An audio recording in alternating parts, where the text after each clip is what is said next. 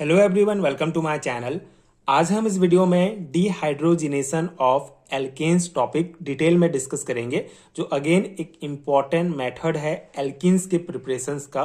So dehydrogenation of alkanes एक chemical process है जिसमें एल्केन्स से एक हाइड्रोजन एटम रिमूव किया जाता है जिससे एल्कीन्स प्राप्त होता है। तो ये बेसिक कॉन्सेप्ट है डिहाइड्रोजिनेशन ऑफ एल्केन्स का। सो इस पर्टिकुलर वीडियो में डिटेल में देखेंगे कि किस प्रकार से एल्केन्स से एल्कीन्स को प्रिपेयर किया जाता है, इसका डिटेल मैकेनिज्म क्या है, इसके अलावा पायरोलाइसिस जो टर्म है वो क्या होता है। सो डिटेल कॉन्सेप्ट डिस्कस करेंगे, प्रॉपर नोट्स आपको प्रोवाइड करूंगा जो आपके एग्जाम प्रिपरेशंस के लिए बहुत हेल्पफुल होगा।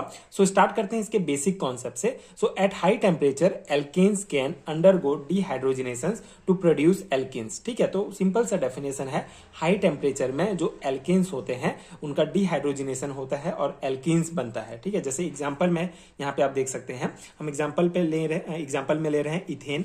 ठीक है, तो इथेन को जब 750 डिग्री सेल्सियस पर हाई टेम्परेचर पर जब गर्म किया जाता है तो इनके कार्बन हाइड्रोजन के बीच जो बॉन्ड होता है वो टूटता है और हमको इथाइलिन प्राप्त होता है और साथ ही साथ एक हाइड्रोजन गैस भी प्राप्त होगा। ठीक है, हाइड्रोजन गैस भी इससे हमको इससे रिलीज होता है। तो ये इसका बेसिक जो है रिएक्शन है, इथेन से इथाइलिन जो है डिहाइड्रोजिनेशन ऑफ एल्केन्स जो प्रोसेस है उसके थ्रू हम प्राप्त करते हैं। जैसे यहाँ पे 750 डिग्री सेल्सियस पर जब इथेन को गर्म किया जाता है तो हमको इथाइलिन प्राप्त होता है। ठीक है, इसके लिए मेन कंडीशन ही यही है कि हाई टेम्परेचर होना चाहिए, अराउंड 500 से लेकर 800 degree Celsius.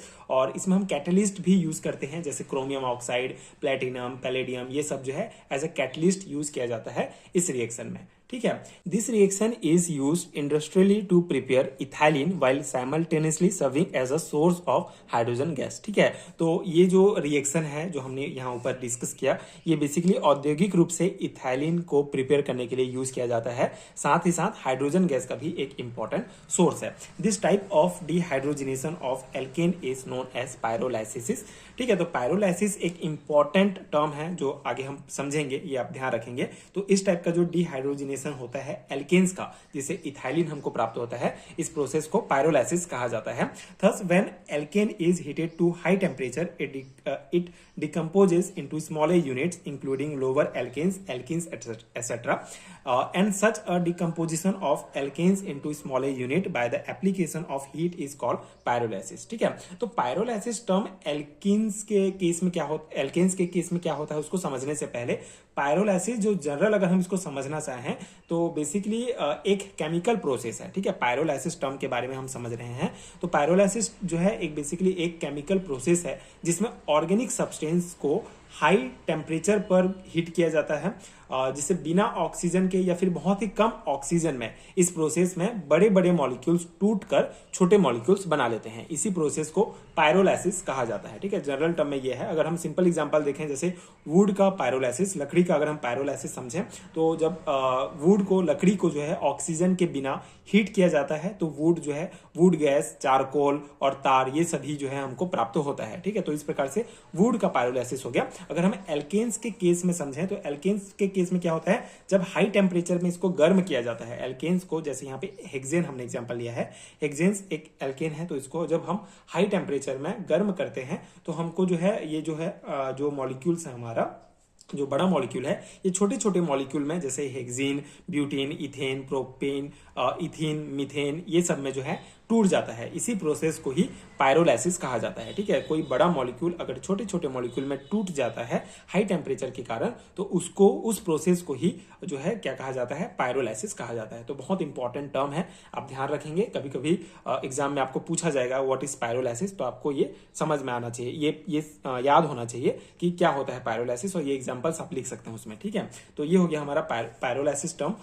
This pyrolytic elimination is known as cracking in petroleum industry. ठीक है, तो पेट्रोलियम इंडस्ट्री में ये जो पायरोलैटिक एलिमिनेशन होता है, मतलब बड़े मॉलिक्यूल से छोटे मॉलिक्यूल टूटते हैं, उसको जो है पेट्रोलियम इंडस्ट्री में क्रैकिंग कहा जाता है। ठीक है, तो ये भी एक इंपॉर्टेंट टर्म है, आप ध्यान रखेंगे। ठीक है, ये हो गया। अब हम जो एल्केन्स का डिहाइड्रोजिनेशन होगा उसका मैकेनिज्म डिटेल में डिस्कस करेंगे। मतलब यहाँ पे हम एग्जांपल में हेक्सेन ही देखेंगे, हेक्सेन से किस प्रकार हेक्सेन, ब्यूटीन, इथेन ये सब प्राप्त होगा, उसका डिटेल मैकेनिज्म डिस्कस करेंगे। ठीक है, सिंपल सा प्रोसेस है, मैकेनिज्म में।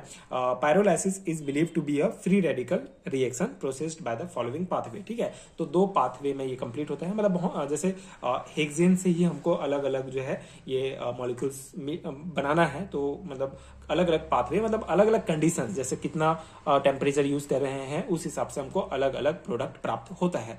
ठीक है, तो मैकेनिज्म जो है ये बेसिकली फ्री रेडिकल्स रिएक्शन होता है। ठीक है, ये हमारा जैसे हेक्सेन है, अगर पहला हम यहाँ पे पहला स्टेप देखें तो हेक्सेन से हेक्सेन कैसे बनाएंगे। ठीक है, हेक्सेन से हेक्सेन कैसे बनाएंगे, तो सिंपल सा है। सबसे पहले क्या होगा, हीट के कारण, मतलब यहाँ पे हम हाई टेम्परेचर यूज कर रहे हैं, तो हीट के कारण कार्बन हाइड्रोजन बॉन्ड ब्रेक होता है और एक फ्री रेडिकल्स बनता है। ठीक है, कार्बन हाइड्रोजन बॉन्ड जो है यहाँ से हमारा कार्बन हाइड्रोजन बॉन्ड जो है वो ब्रेक होगा और हमको एक फ्री रेडिकल्स मिलेगा। ठीक है, और हमको मतलब पहला स्टेप में हमारा प्राइमरी हेक्साइल रेडिकल्स प्राप्त होगा।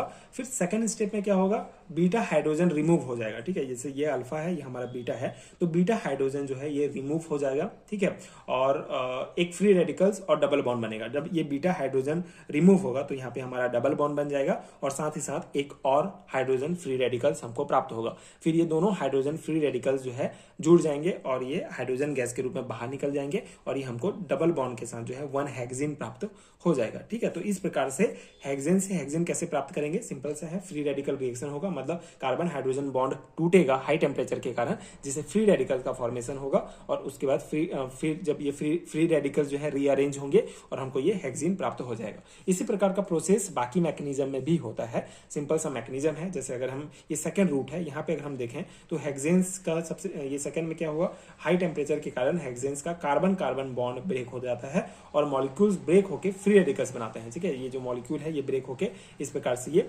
फ्री रेडिकल्स बनाते हैं।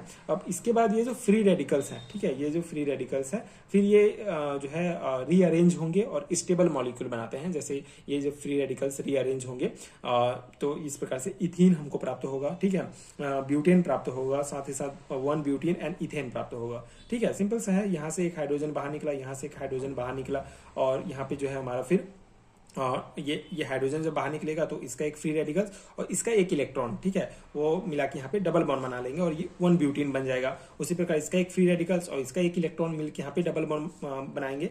ठीक है, तो ये हमारा इथीन बनेगा। ठीक है, तो इस प्रकार से ये पूरा प्रोसेस होता है और अलग अलग हमको सब्सटेंस प्राप्त होते हैं। ठीक है, ये हो गया। एक और प्रोसेस है जिसमें हम प्रोपीन और मीथेन कैसे प्राप्त करेंगे। तो ये जो हमारा ब्यूटेन बना हुआ है, ठीक है, ब्यूटेन जो CH3 CH2 CH2 CH3 जो बना हुआ है, उस केस में क्या होता है, हाई टेम्परेचर के कारण अगेन कार्बन कार्बन जो बॉन्ड है वो ब्रेक हो जाता है और फ्री रेडिकल का फॉर्मेशन होगा। ठीक है, यहाँ पे हमारा CH3 CH, यहाँ पे ये यहाँ से जो है ये जो हाइड्रोजन है यहाँ पे बेसिकली ब्रेक होगा और यहाँ पे हमारा बन जाएगा, ये हाइड्रोजन बाहर निकलेगा। ठीक है, और यहाँ पे हमारा एक फ्री रेडिकल्स का फॉर्मेशन हो जाएगा, जैसे CH3 बन जाएगा, है ना।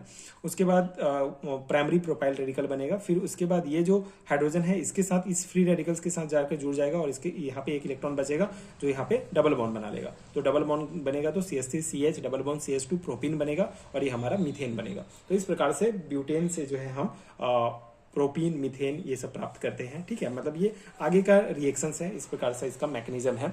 आई होप आपको समझ में आ गया होगा। बेसिक सा मैकेनिज्म है, सिंपल है कि हाई हीट के कारण, ज़्यादा टेम्परेचर के कारण फ्री रेडिकल्स का फॉर्मेशन होता है। फिर फ्री रेडिकल्स जो है रीअरेंज होकर अलग अलग प्रोडक्ट बनाते हैं। ठीक है, तो ये आप ध्यान रखेंगे। The preparations of the laboratory oil gas from kerosene oil, a mixture of higher alkanes, involve similar pyrolytic reactions। ठीक है, अब यहाँ पे देखिए जो केरोसिन ऑयल से लेबोरेटरी ऑयल गैस के प्रिपरेशंस के लिए जो है ये सिमिलर पायरोलैटिक रिएक्शन जो है यूज किया जाता है। ठीक है, तो ये इसका पायरोलैटिक रिएक्शन का एक एप्लीकेशन आप समझ सकते हैं कि हम केरोसिन ऑयल से लेबोरेटरी ऑयल जो है प्रिपेयर कर सकते हैं इस रिएक्शन के द्वारा, इस मैकेनिज्म के द्वारा। And this pyrolytic reaction involving petroleum और petroleum fraction are known as cracking. ठीक है, तो ये जो पायरोलैटिक रिएक्शन है जब पेट्रोलियम इंडस्ट्री में यूज होता है तो उसको जो है क्रैकिंग के टर्म से जाना जाता है। तो ये हो गया हमारा detail explanation dehydrogenation of alkanes topic का। ठीक है, इस प्रकार से एल्केन्स से एक हाइड्रोजन बाहर निकाल के हम क्या करते हैं, एल्कीन्स का फॉर्मेशन करते हैं। तो ये हमारा डिटेल मैकेनिज्म हो गया एंड कंप्लीट नोट्स है। आई होप आपको समझ में आ गया होगा। अगर मैं हैंडरिटन नोट्स की बात करूं तो पीडीएफ स्टोर का लिंक आपको नीचे डिस्क्रिप्शन बॉक्स में मिल जाएगा। इसके अलावा स्क्रीन पर आपको एक व्हाट्सअप नंबर भी दिख रहा होगा, उसमें भी आप मुझे पेड हैंडरिटन नोट्स के लिए डायरेक्ट कॉन्टैक्ट कर सकते हैं। एंड अगर वीडियो हेल्पफुल है तो आगे की वीडियो देखने के लिए चैनल के साथ जुड़े रहिए। Thank you so much for watching.